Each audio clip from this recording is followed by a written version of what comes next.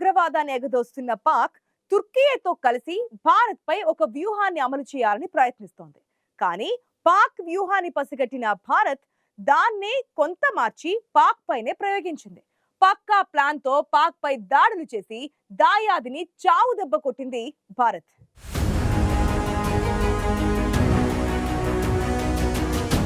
పహల్గామ్ ఉగ్రదాడికి భారత్ ప్రతీకారం తీర్చుకుంది. పహల్గామ్లో ఉగ్రదాడికి పాల్పడి భారత మహిళల సింధూరాలను చెరిపివేసిన ఉగ్రవాదులను అంతమొందించేందుకు ఆపరేషన్ సింధూర్ పేరిట భారత్ ఉగ్ర స్థావరాలపై విరుచుకుపడింది. భారత్ దాడుల్లో పాక్ పీఓకేలోని కీలక ఉగ్ర స్థావరాలు ధ్వంసమయ్యాయి. దీంతో భారత్ పైకి వందల సంఖ్యలో డ్రోన్లు, మిసైల్స్ ప్రయోగించింది పాక్. అయితే పాక్ డ్రోన్లు, మిసైల్స్ ను గగనతలంలోనే భారత గగనతల రక్షణ వ్యవస్థలు నిర్వీర్యం చేశాయి. ఈ క్రమంలోనే పాక్లోని కీలక ఎయిర్బేస్లపై భారత్ క్షిపణులతో దాడులు చేసింది. భారత్ దాడుల్లో పాక్లోని 11 కీలక ఎయిర్బేస్లు దెబ్బతిన్నాయి. అందులో కొన్ని పూర్తిగా ధ్వంసమయ్యాయి. పాక్ ఊహించని రీతిలో భారత్ చేసిన దాడులకు శత్రు దేశానికి తీవ్ర నష్టం వాటిల్లింది. తొలుత తుర్కీతో కలిసి భారత్పై ఓ వ్యూహాన్ని అమలు చేద్దామని పాక్ ప్రణాళిక రచించింది. కానీ భారత్ దానిని పసిగట్టి పాక్ ప్లాన్నే మరికొంత మార్చి తిరిగి దానిపైనే ప్రయోగించింది. భారత్ను దెబ్బతీయాలని భావించిన పాక్ను పక్కా ప్లాన్తో చావు దెబ్బ కొట్టింది. సీమాంతర ఉగ్రవాదాన్ని ఎగదోస్తున్న పాక్ ఉగ్ర దాడులకు ప్రోత్సహిస్తోంది. భారత్ హెచ్చరించినా వాటిని లెక్క చేయకుండా తరచుగా ఉగ్ర దాడులకు పాల్పడుతోంది. పహల్గామ్ ఉగ్రదాడి తర్వాత పాక్కు గుణపాఠం చెప్పాలని భావించిన భారత్ మే 10న పాక్కు ఓ ఎరను వేసింది. భారత్ అనుకున్నట్లే ఆత్రంగా స్పందించిన పాక్ అడ్డంగా దొరికిపోయి చావు దెబ్బతింది. అప్పటి వరకు చైనా విమానాలు, తుర్కీ డ్రోన్లు అంటూ ఏవేవో గంభీర ప్రకటనలు చేసిన పాక్ దెబ్బకు భారత్తో కాళ్ల బేరానికొచ్చింది. పాక్పై భారత్పై పాక్ దేశాల దాడులకు సంబంధించి కీలక విషయాలు వెలుగులోకి వచ్చాయి. మే 9, 10వ తేదీ రాత్రి వేళల్లో డ్రోన్లు, ఇతర ఆయుధాలతో భారత్లోని పౌర నివాసాలు, సైనిక స్థావరాలపై పాక్ దాడి చేసింది. దీంతో ఇక ఏమాత్రం ఉపేక్షించకూడదని భావించిన భారత్ పాక్ కీలక స్థావరాలను ధ్వంసం చేయాలని నిర్ణయించింది. HQ-9 గగనతల రక్షణ వ్యవస్థ అడ్డంకిగా మారిందని గుర్తించిన వెంటనే భారత్ తన డికాయ్ వ్యూహాన్ని తెరపైకి తెచ్చింది. వాయుసేన ఫైటర్ జెట్లను తలపించేలా సంకేతాలు పంపే కొన్ని రకాల డ్రోన్లను గాల్లోకి వదిలింది. ఇంకేముంది, భారత ఫైటర్ జెట్లు దొరికాయనుకుంటే పాక్ HQ-9 సహా ఇతర రాడర్ ఎయిర్ డిఫెన్స్ వ్యవస్థలను యాక్టివేట్ చేసింది. దీంతో ఇవి మోహరించిన ప్రదేశాలను గుర్తించిన భారత్ హరోప్ తరహా ఆత్మాహుతి డ్రోన్లను ప్రయోగించడంతో పాక్ రాడర్ వ్యవస్థ దెబ్బతింది.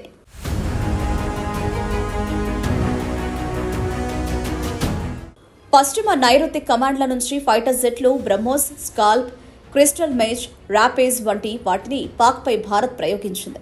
ఇవి నిరాటంకంగా పాక్ వైమానిక దళ స్థావరాలపైకి దూసుకెళ్లాయి. వీటిల్లో బలమైన షెల్టర్లు, రన్వేలు, కమాండ్ సెంటర్లను దెబ్బతీసే పనిని బ్రహ్మోస్ చూసుకున్నట్లు తెలుస్తోంది. ఈ దాడికి సుమారు 15 బ్రహ్మోస్ క్షిపణులు భారత్ వాడినట్లు సమాచారం. మొత్తం మీద పాక్లో ఉన్న 12 అత్యంత కీలక ఎయిర్బేస్ల్లో 11 ఎయిర్బేస్లను భారత్ దెబ్బతీసింది. వీటిలో కొన్ని ఎయిర్బేస్లు పూర్తిగా ధ్వంసమైనట్లు తెలుస్తోంది. ఈ దాడి తర్వాత పాక్ తమ యుద్ధ విమానాలను సుదూరంలోని ఎయిర్బేస్లకు మార్చేసింది. దీంతో అప్పటి వరకు భారత్ను దెబ్బతీయాలని ప్లాన్ రచించిన పాక్ను భారత్ చావు దెబ్బ కొట్టినట్లయింది. నాగోర్నో కారోబాక్ యుద్ధ సమయంలో అజర్బైజాన్ కూడా సోవియట్ కాలం నాటి AN-2 యుద్ధ విమానాలను డ్రోన్లుగా మార్చి అర్మేనియాపై తొలుత ప్రయోగించింది. దాని ఎయిర్ డిఫెన్స్లు వాటిని కూల్చాయి. ఈ సమయంలో అజర్బైజాన్ దళాలు ఆ గగనతల రక్షణ వ్యవస్థ స్థావరాలను గుర్తించి వాటిపై దాడి చేశాయి. దీంతో అర్మేనియా గగనతలానికి రక్షణ లేకుండా పోయింది. అనంతరం అజర్బైజాన్ డ్రోన్లు విజృంభించి అర్మేనియాపై విజయం సాధించాయి. దీనికి తుర్కీ వ్యూహరచన చేసింది. తాజాగా భారత్పై కూడా అలా చేద్దామని పాక్ చూసింది. మే 6, 7వ తేదీల్లో భారత్పైకి వందల కొద్ది తుర్కీ డ్రోన్లు పంపి ఎయిర్ డిఫెన్స్లను గుర్తించేందుకు యత్నించింది. కానీ భారత గగనతల రక్షణ వ్యవస్థలు వాటిని కుప్పకూల్చి పాక్ వ్యూహాన్ని చిత్తు చేశాయి. కానీ 10వ తేదీన భారత్ ఇలాంటి వ్యూహంతోనే డ్రోన్లు పంపి పాక్ గగనతల రక్షణ వ్యవస్థను కూల్చింది భారత్.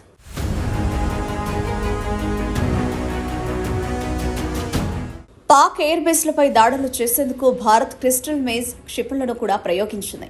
ఇజ్రాయెల్కు చెందిన క్రిస్టల్ మేజ్ 1, క్రిస్టల్ మేజ్ 2 క్షిపణులను భారత్ వాడుతోంది. గగనతలం నుంచి ఉపరితలంపై ఉన్న లక్ష్యాలను ఛేదించే సామర్థ్యం క్రిస్టల్ మేజ్ క్షిపణులకు ఉంది. అయితే పాక్పై దాడుల్లో భారత్ దేనిని ప్రయోగించిందో ఖచ్చితంగా తెలియదు. క్రిస్టల్ మేజ్ క్షిపణుల రేంజ్ మాత్రం రకాన్ని బట్టి 100 నుంచి 250 కిలోమీటర్ల మధ్యలో ఉంటుంది. క్రిస్టల్ మేజ్ 1000 కిలోల బరువుండడంతో పాటు 80 కిలోల పేలుడు పదార్థాలను తీసుకెళ్లగలదు. సుఖోయ్ వంటి యుద్ధ విమానాలు వీటిని ప్రయోగించగలవు. కదిలే లక్ష్యాలను కూడా ఇవి ధ్వంసం చేయగలవు. ఇక ర్యాంపేజ్ ను ఇజ్రాయెల్ కు చెందిన ఎల్బెట్ సిస్టమ్స్ తయారు చేసింది. ఇది supersonic long range air to ground missile. High value టార్గెట్లను ధ్వంసం చేయడం ర్యాంపేజ్ ప్రత్యేకత. సుఖోయ్ 30, MiG-29లు వీటిని ప్రయోగించగలవు. రక్షణ శాఖకిచ్చిన ప్రత్యేక అధికారాలతో ర్యాంపేజ్ గతేడాది కొనుగోలు చేశారు. ఇవి స్పేస్ 2000 బాంబుల కంటే ఎక్కువ రేంజ్ను ఇవ్వగలవు. వీటిని దేశీయంగా కూడా ఉత్పత్తి చేయాలని వాయుసేన భావిస్తోంది. మొత్తంగా భారత్ను తుర్కియో సాయంతో దెబ్బతీయాలని భావించిన పాక్ను వ్యూహం మార్చి చావుదెబ్బ కొట్టడంలో భారత్ సక్సెస్ అయింది.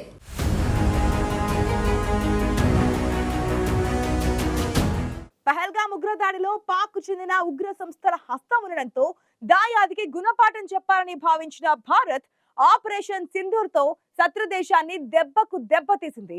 అయితే తుర్కియేతో కలిసి భారత్ పై ఒక వ్యూహాన్ని అమలు చేయాలని చూసిన పాక్ ను దాని వ్యూహాన్ని మార్చి చావు దెబ్బ కొట్టడంతో చేసేదేమీ లేక భారత్ తో కాళ్ల బేరానికి రాక తప్పలేదు.